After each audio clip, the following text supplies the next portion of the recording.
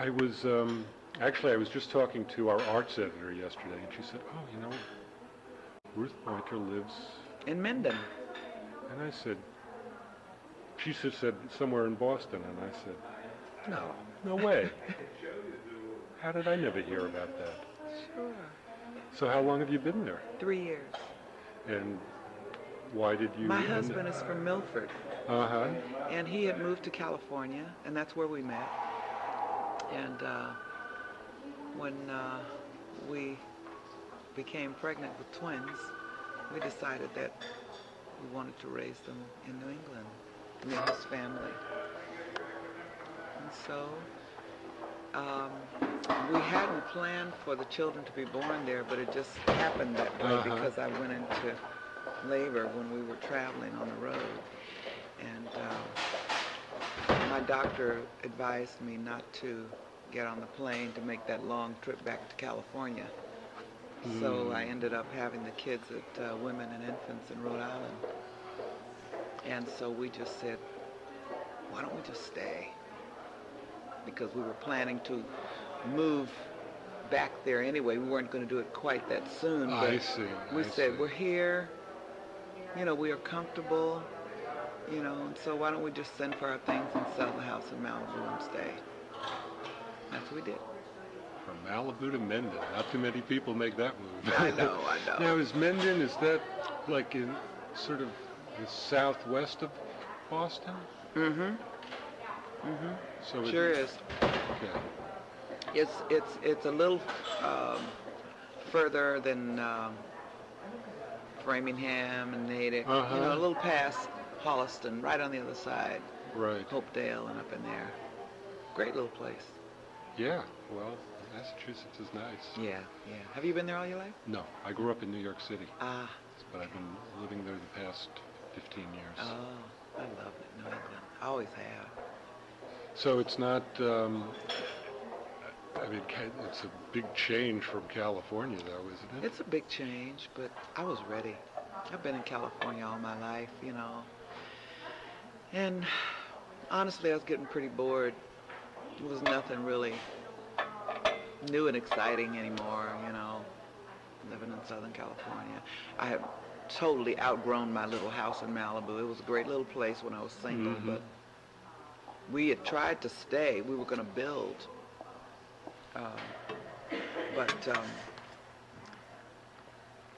Thank you. The city, with their rules and everything, just didn't allow us to do what we wanted to do for building there on our own property. So we said, to hell with it, let's just get out of here. And we can. So that's what we did. We built sort of our dream house there in Minden. That's what my husband does. So he's an architect or not an architect, but land developer, and his company builds homes.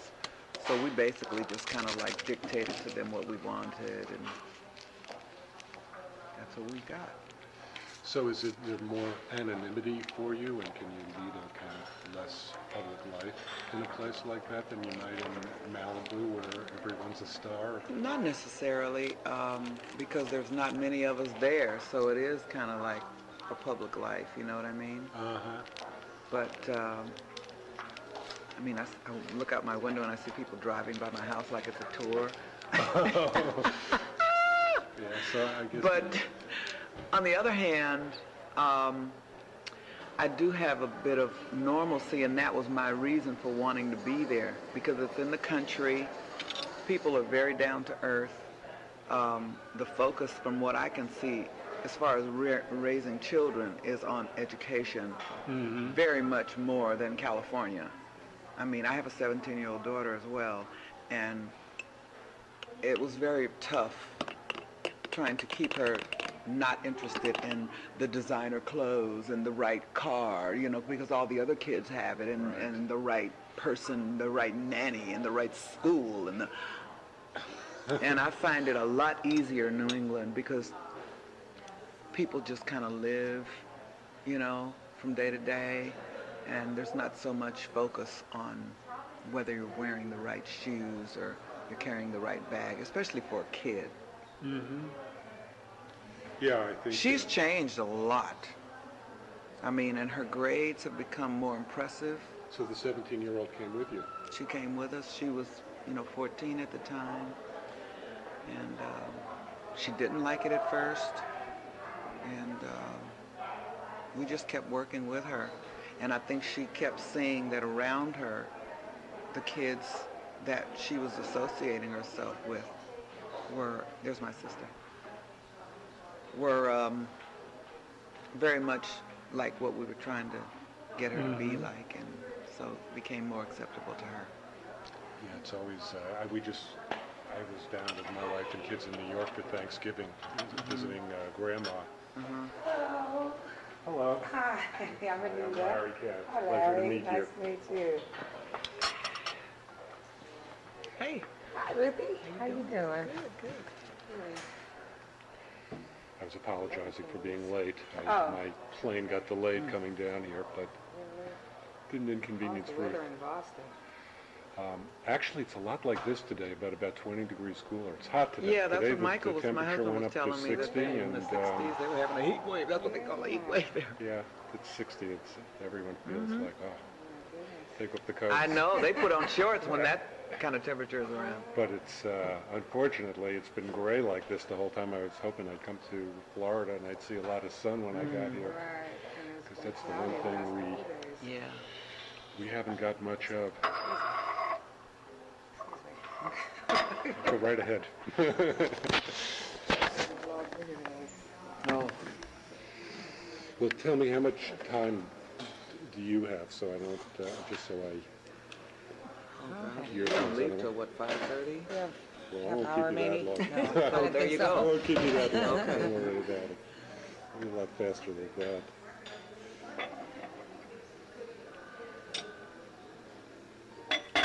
So was Fats Waller someone that you had a special affection before you got involved in doing this show? Or I was, A little bit. I'm sure we've learned more about him since we've been involved in this musical, but we've done things that we knew were his music in the past. We did television shows with Carol Burnett where we did a Fats Waller medley. Mm-hmm. And, we've seen the Stormy Weather movie where he was, I think it was his last appearance in a film before he died. But most of the history of his life, I wasn't that aware of it until I started working on this musical. So have you learned things, I mean, is it stuff that's embedded within the context of the show itself, or have you been kind of studying up on your own just to getting more interested in him? A little bit of both, I think. There's stuff in the musical that's sort of, that's what the musical is about, is bits and pieces of his life and how it affected his music, his interaction with women, men, substances, and just his life. That he was just a person that enjoyed his music and his travels and his people, and Yeah, probably more than he needed to. His He food. came from a religious family as well. I think his That's father true. was in the A church, minister, and that's how he started. and they wanted him to play in church, kind of like our father. wanted That's us right, to I play in actually church. was Well, that's how he noting started. that. He played the organ for his father on the street. His father used to preach on the street, and he used to play the organ for his father. Yeah, and I was reading something about him, and I don't know if it's true or a made-up story, but they said when he was a kid, he was friends with Adam Clayton Powell Jr. And he used to, and he would He would sneak him into the the church, bottom of the church, so the he could garage of practice the the church. organ and Right. play the hip stuff they wouldn't let him play at Right. home. Oh, my Exactly. goodness. Yeah, that's right. Well, did you have that as well growing up? Were your parents actively discouraging you from listening and Yes. singing Oh, yes. popular Yes. music? For We could very only many listen years. to gospel music on the radio, and that was on Sundays. There was only one radio in the house, and our father kept that radio in his room, and Sunday mornings he'd bring it out into the kitchen, and we could all listen to gospel music on Sunday morning. We couldn't buy any records, we couldn't go to any movies, we couldn't go to any concerts. We couldn't listen to anything but gospel music in the house. So were you, were you bad girls? Did you sneak off and try Yeah. to listen to it? As We, often as I much as we could. could, we go to our friends' homes. You know, that's what drove us mad. Yeah, really. We go to our friends' homes, and you know, and portable radios were just, you know, hot at the time, so we listened to portable radios. Our friends who had them at school, and, you know, wherever we could find music, we'd find it. And then you'd have to memorize the song so you could sing it all in your head, because you couldn't take the music home. You have to take it home inside your head. I guess Head that's in your what heart. got us to being able to remember songs so much. So would you sing it together as a sister group? Did you? Maybe not so much as a sister group, but we would sing to each other all the Yeah. time. When my parents weren't around, we'd be singing these little rock and roll songs that we'd learned and that we knew. And I remember writing the lyrics down just by listening to the record over and over and over again and learning the words. And was there a certain point in your life where you got old enough where your parents couldn't tell you what to do anymore, and you said, Yes, You bet. "Sorry, Yeah. that's it"? Yep. that's it. That's true. That's when Ruthie went out and bought that first Beatles album. And we wore that sucker out. Was that the first one that you think? First one she First bought. record I ever bought was Meet the Beatles. I think the first secular music in the house was Elvis, Elvis Presley. Presley. Because our mother liked Crying in the chapel. Crying in the Chapel. I had the chapel in there. Exactly. The chapel was the thing. Made it That was okay. the key. That was the key. Oh, that's a nice boy. I bet he got a lot of balls that way. Right. Yeah. So that was the first thing. Yeah, that was true. Well, I'm not going to take you through your entire careers and your whole lives. Tell me, I know I was surprised when I found out you were doing Ain't Misbehave, and I said, that's something new for them? I mean, was this something, I mean, whose idea was it? Did you come up with this yourself, or Our were you wonderful approached? managers came up with the idea. Sterling Winters Company is our management company. Uh-huh. And Jason Winters and Eric Sterling, they brought the idea to us. And I'd never seen the live performance of Ain't Misbehaving, but I'd seen bits and pieces of it on television, and you know, I'd heard some of the songs, and we, of course, worked with Nell Carter. Oh, right, We right, did right. her show when she had that Give Me a Break. And when I saw the video, they gave us a videotape of the musical to watch, and when I saw it, I just thought it was so perfect for us. 3 women, it featured 3 women, and there are 3 of us. It just seemed right, you know, and we're so, to me, right for that era, that the 40s era, with the clothes, the music. That's when we first started. We had that look. remember. We were doing a lot of those old songs, Dizzy Gillespie and Charlie Parker, you know, back in the 70s. And it just seemed so perfect for the Pointer Sisters to do Ain't Misbehaving.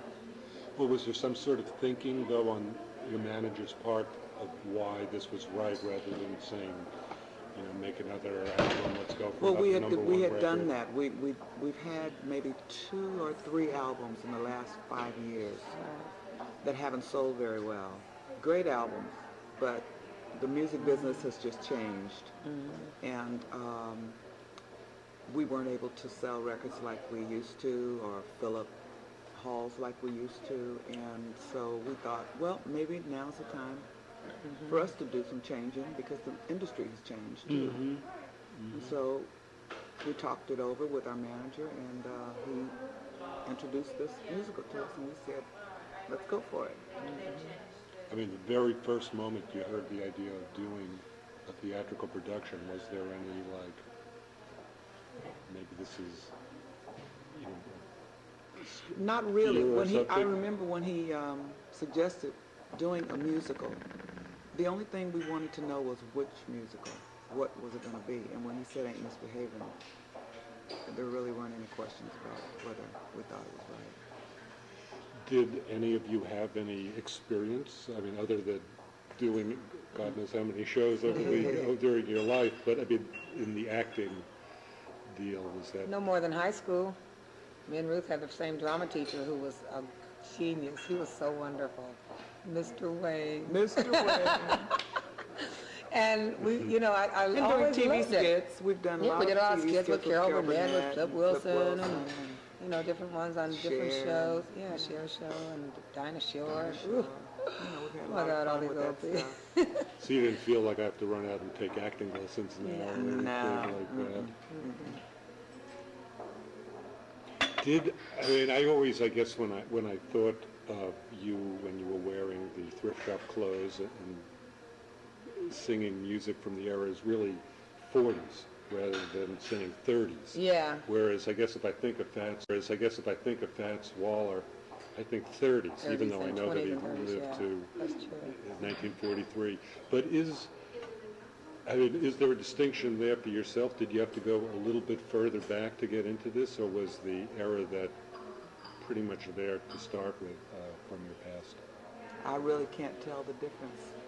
I mean, I don't see a distinction between, I guess the only distinction I really see clearly is 20s sort of flappers type Right. things. But once it gets to the 30s, But once it gets into the 30s and 40s, there's not much of a difference in my mind.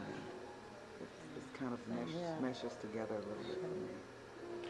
I seem to recall reading somewhere along the line that at a certain point you resented having to do that sort of like the nostalgia trip, and you wanted to do more contemporary stuff. I mean, is that true? Did it get to be a burden for people to expect that from you? It was a little bit because at the beginning of our career we were very young, and we were very excited about being in the business, and we were doing these old songs and wearing these old clothes, and people came to our concerts and they would have a great time, and they would come backstage and say, "We love watching you, but we can't dance to your music. We don't know what to do."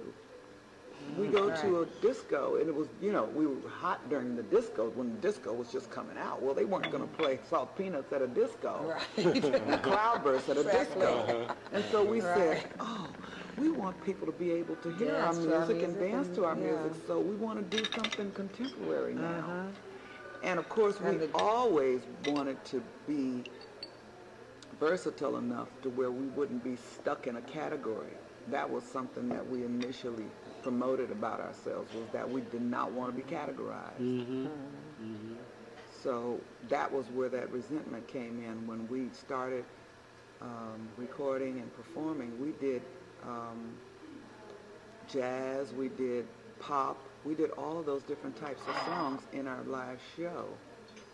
But people sort of got stuck on the jazz and nostalgic things, and that was where they put us because we were wearing those clothes and we looked like that. And singing phenomenal songs. I mean, Yeah. like Salt Peanuts and Cloudburst. Cloudburst, not many people would even attempt to do those kind of Yeah. things. That was one of the reasons why we did it. Yeah. You know, we knew you had to do something outstanding Yeah, we wanted to to be be noticed. extraordinary. And So, but I assume at this point in time there were no misgivings about kind of returning to that earlier guise that you started out with. that None people- at all.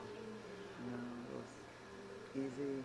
matter of fact, we had started it before we did Ain't Misbehaving. Right. We had decided we were going to go back to the thrift stores and buy old clothes and wear them in our shows, and we did. No, we did. We had started wearing the old antique dresses again, and we had a diva medley in our show, which was a tribute to Lena Horne, Bessie Smith, Dinah Washington, Billie Ella Holiday. Fitzgerald, Billie Holiday, and we each had a solo part in that diva medley, and then we had a part that we all sang together, and we had really gone back to that nostalgia era before we got into Ain't Misbehaving. Mm-hmm. In making the adjustment from doing concerts and the performances that you've been doing for so long to the stage trip, It's a trip. It is a trip. A hell of a trip. I mean, what's different than what are the challenges that you've had to It's a lot. face? And ain't More misbehaving? Ooh, well, you don't bow and say thank you after each number. Right. That's one thing. Or interact with the audience like we would normally do in our own show. Mm-hmm. And we had gotten to a point where we were working mostly weekends, and this was not only because of our records not doing so well, but because we really wanted to slow down. You know, Ruth had just had 2 kids, and we were just I'm getting older. I wanna No. no, not really. I'm just kidding. But wanted to just slow things down. We had just vowed that we would never do 2 shows a night in Vegas, and we completely stopped doing 2 shows a night in Vegas. We told them they want us, we'll only do 1 show a night, and that's the way we've been doing for the last 5 years. We've been doing 1 show a night, and it was working out fine. And mostly doing a lot of private shows and weekends. And this musical really requires that you're on it every day. You know, It's one the day 8 to show a week travel, deal that you're doing? 8 shows a That's week, what it is. 1 day of 6 days travel, a and week. here in Florida we're doing 3 matinees a week. And normally it's 2, but here, for some reason, they have to. I see. Well, I guess. But it requires a lot out of you, you know, it really does. Very demanding. Is it harder than what you were doing before? Definitely. It's the hardest thing I've ever done in my life. Do you think it, are you saying that because you had never done it before, or because it just is harder to do than? It just is. Yeah. It really is harder emotionally, physically. It's tough. Very challenging. Well, I mean, what is it? Is it that discipline and having to maintain? Yeah, there's a the lot to character do. there There's a and- lot to do to, every week is like picking up your whole house and your life and moving it to a different city. You set up, you know, in a room in a new city, and you live there for a week. And then you pick it up and you move it to another city the next week. And you know, each city I have to learn where the market is, and where there are places you can go if you want to Where the spend some antique leisure. stores are. You know, where you want to shop. Because, you know, aside from the show, you try to maintain some type of Yeah, life beyond the stage. It's really And, doesn't give you much time for that. right. And making sure that my family knows where I am, giving them new phone numbers every week to reach me in a new dressing room, to reach me at a new hotel. It's a pretty tough thing. You know? I think that's the hardest of it, is the moving each week. If we were in one Packing place, it up, moving it. wouldn't be, you know, I can't wait to get to Broadway and just stay in New York for, you know, a while. But the moving and the packing is really the hardest. The hardest for me was, too, the rehearsals, learning the whole thing. Because now, performing the show it takes a lot of focus and concentration, but it's not as hard to me to perform as the Pointer Sisters show. You know, my voice holds up better, and all that. You know, the songs seem to be easier to deliver. It doesn't take as much out of me for each show to do it, but doing it so much kind of balances off to be just as hard, you know. But I do love it though.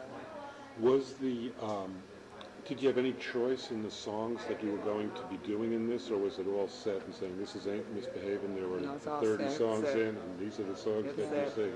It's set in blood. Yeah, some 33 songs, and we even have The a songs, the moves, They have a dance everything. captain that travels with Travels us. with you, yeah. She sits out and she takes notes every show. If we do any little move that isn't exactly like the director wanted it, they'll come back and tell us that you have to do, your arm has to be up this way, and you let her. Yeah. As a matter of fact, we have a cleanup rehearsal before we get to Boston. Right. Because we've become very sort of Too loose, relaxed, huh? too relaxed in the show, and the show is running like 15 minutes longer than it should. And we add little things to it. You know, as you get comfortable with it, you start to put little bits and pieces in of yourself. You know, you can't help but do that. You have to. And sometimes it works, sometimes it doesn't. You know, so. Are you required to do more dancing than you've had occasion to do in the past? Oh Absolutely. yeah. I never tap danced before ever. Yeah, right. And now I'm tap There's dancing. so much going on up there. Honest to So God. is that something that you needed to get training for, to do? Not training, but I think because our rehearsals were so extensive, it sort of got us in shape for the show. And just doing it over and over and over again just kind of gets your body tuned and sort of makes your body remember which way you're supposed to go. You just do it. I know that you do a lot of stuff individually in this show and not together. You already mentioned that when you were doing that Diva segment, you Right. had your individual turns, but is this calling on you to be more separated from one another than you've ever been before? I think so. Maybe a little bit, yeah. Well, for one thing, we all have separate dressing rooms. We've never had that before, but it's kind of nice, to kind of identify who you really are and be your own self for a change, because we've been so close for so long. It's good to stretch out a little. We've all tried solo projects, and like I say in the Pointer Sisters show, we've always tried to feature each sister, to give, so we know that each one can stand strong and makes us stronger as a unit. I saw one of the reviews from the production at one of the cities where you've been earlier, and they said, it was something like, they said, well, Anita sings the romantic songs, and Ruth is the tough one, and June is kind of the flashy and funny one. And that's just how we are. That's why it was so perfect for us. So that was what I was going to ask. I mean, is that somewhat of a reflection of who you are off stage, or is this just show business here?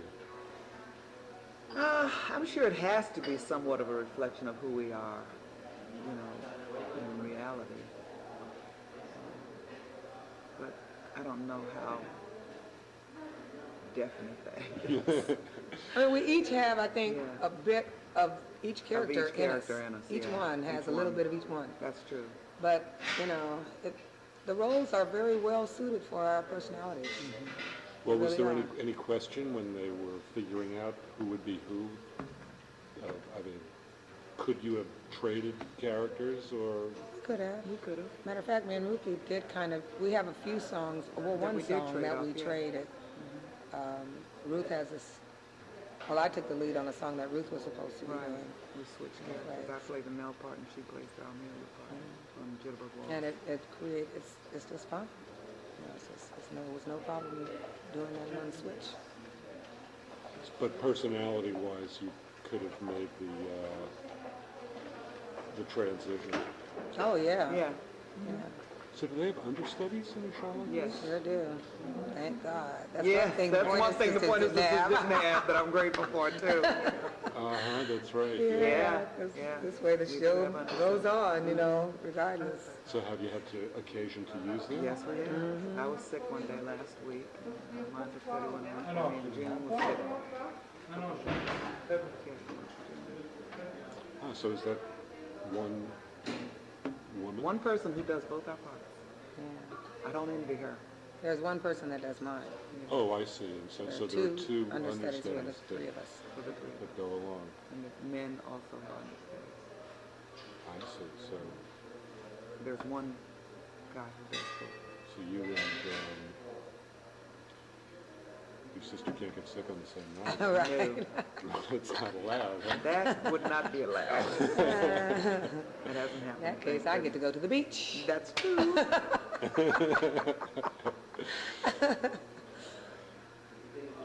Well, what has been the toughest thing to adapt to in doing a show like this? Is it not saying thank you after a number, or is it? No, I think the toughest thing still is the schedule. The schedule. By the end of the week, when those two matinees have been done, the matinee days when there's two shows are the hardest, and we have to sing in the afternoon. When most of us are probably would be asleep or resting, and then you have to come back and do it again at night. Mm-hmm. Mm-hmm. The schedule that we have and the moving are Yeah. the two hardest things, I think. That is the hardest, the moving. I think. Traveling every week. Traveling. That's why it's been nice being here for 3 weeks. We've been here for 3 whole, and we'll be in Boston for 2. Yeah. Yay! Aside from that, So that really makes it better. I hate being away from my family and my home. I hate that. So the little ones aren't able to join you? They did for a couple of weeks, but it was the first time that we tried to do that with them, and we really found that it doesn't work.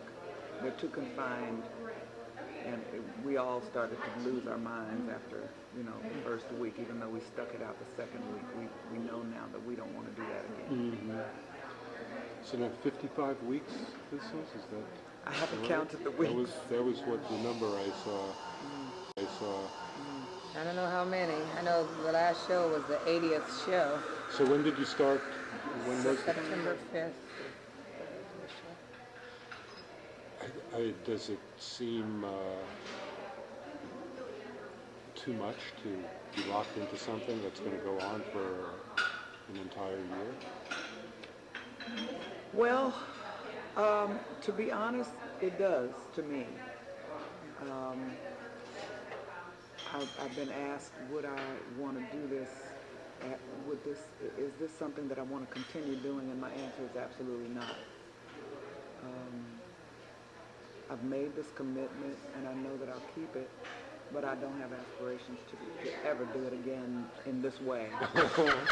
And I mean that from the bottom of my heart. They will never get me to commit to this kind of a schedule ever again. It's too long. It's too much. I don't look forward to doing it for a whole year. I know I can do it, and I'm sure I'll do it as best as I can, but it's too long to just non-stop. You know what I'm saying? It would be okay if you just do it, and like you have a week off here maybe, and you start up again. I really think that it's going to end up the way, well, I would hope that some of the dates will drop out. See, she feels the same way. I do. So maybe, hey, I do. agree. I think they overbooked it the way the airlines do. Yeah. With the anticipation that, well, somebody's going to cancel along the way, so we'll just book everything from here to eternity, and then hopefully a few things will fall out. Because it's the most ridiculous schedule I've ever heard of in my life. I can't imagine other artists. I don't think anyone has ever done it this way. Not this tight of a schedule, where there's no days off, period, except your travel days. I have heard that they do it. I mean, I listened to Marie Osmond on an interview a couple of weeks ago talk about doing Sound of Music. They did 18 months. Well, you do get off. The same don't way. you get off like one day every 2 weeks or something, a non-travel day? Don't you have that in there? Not that I know of. Only if we're in one place, like here today. Like here, yeah. Is our day off. Well, yesterday. Right? Yesterday. I have to tell you, because listening to you, it's bringing back memories. I was a bass player before I became Oh, a really? writer. Oh, And well my- then you and know. well, the last big gig I did was I toured with a production of The Sound of Music. Ah.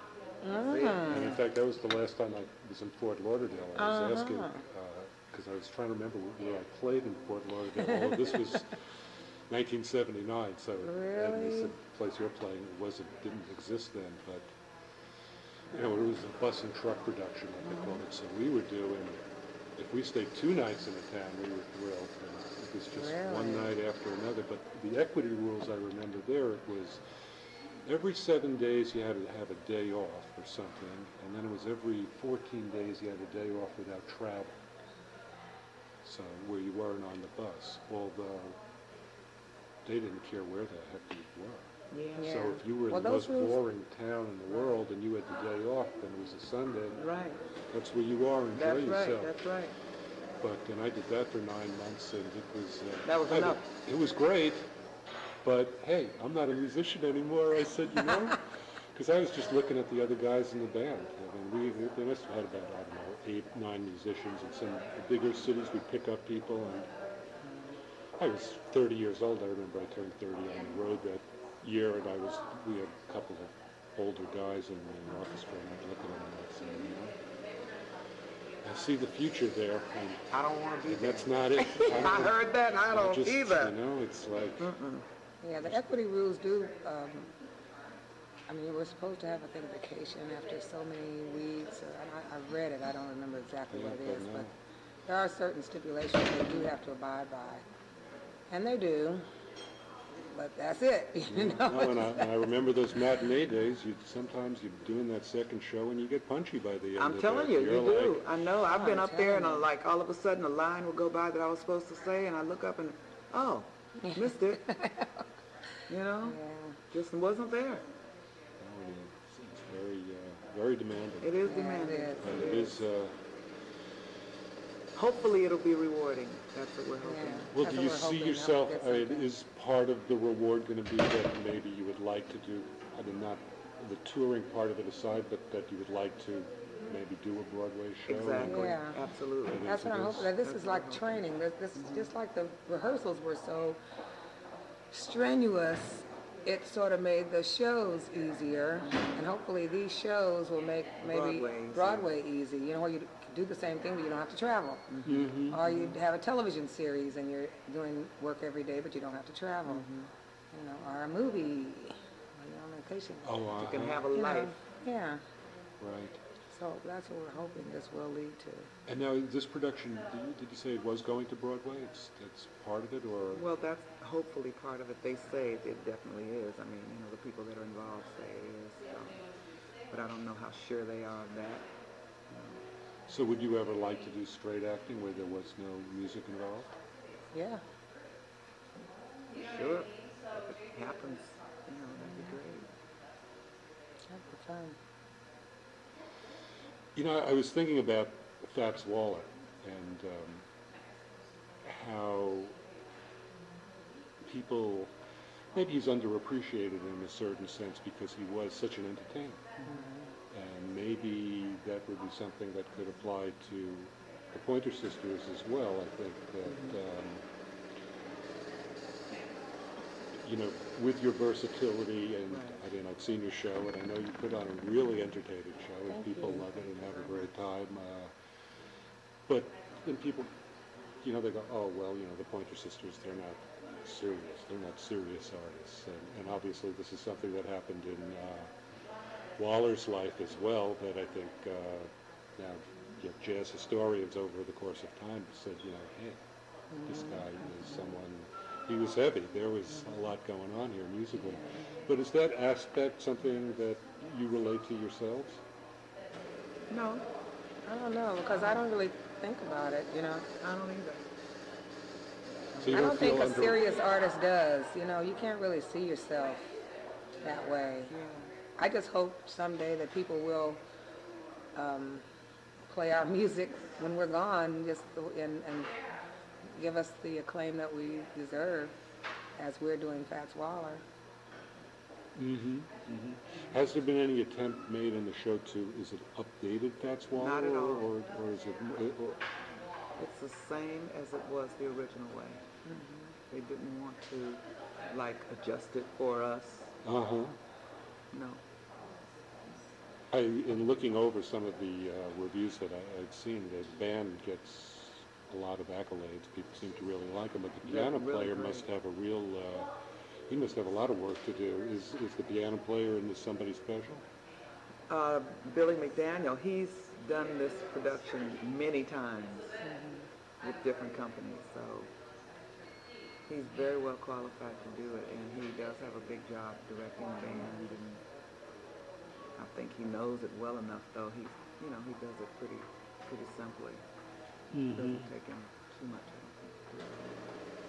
He's done it so many times, you know, he just sort of has fun with it. In doing this and immersing yourself in Fats Waller's music, have you developed, I mean, has it been educational, and have you developed this fresh appreciation for his artistry? It has. There Oh, are songs that definitely. I didn't know that he was even involved with, that I'm surprised to know that, oh, that was Fats Waller Right, too, and he yeah. did this one too, and you know, I had no idea that he was so talented. He had done so many songs. Yeah, that's right. I think also his lyricist, Andy Razek, I guess, I'm not sure if I'm pronouncing it right, but I know that he's kind of emerged from obscurity in the past couple of years. I know a couple of years ago someone wrote a biography of him and stuff, but have you gotten into his lyrics in particular? And Is that something that you No, enjoy? not so much, no. Well, I'm almost done. Okay. Let you go, don't worry. But so when this, I mean, obviously with this schedule, you're not going to be going in and cutting an album in the next year, it sounds Well, we like. did the cast album a few weeks ago. So there'll be a point That's where gonna, oh, cool. yeah, there will be the cast album of the Ain't Misbehaving coming out, I think in January. And so did you do that in New York? Or? Yes. Great. And we've been doing separate projects with other people. We did a couple of songs on a new Juice Newton album that's coming out, Uh-huh.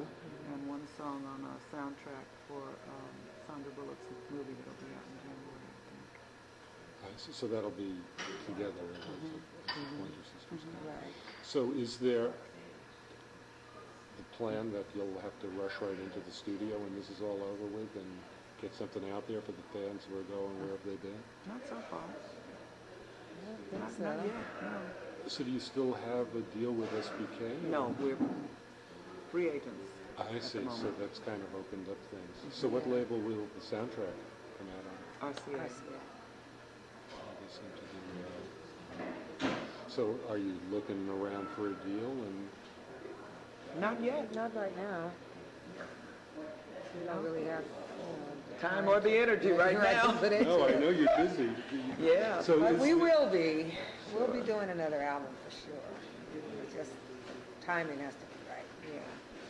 So in terms of the long-range future, I mean, are you in some kind of transition possibly now? Is it kind of Possibly. like waiting and seeing what all comes of this? Exactly. Yeah, you could say that.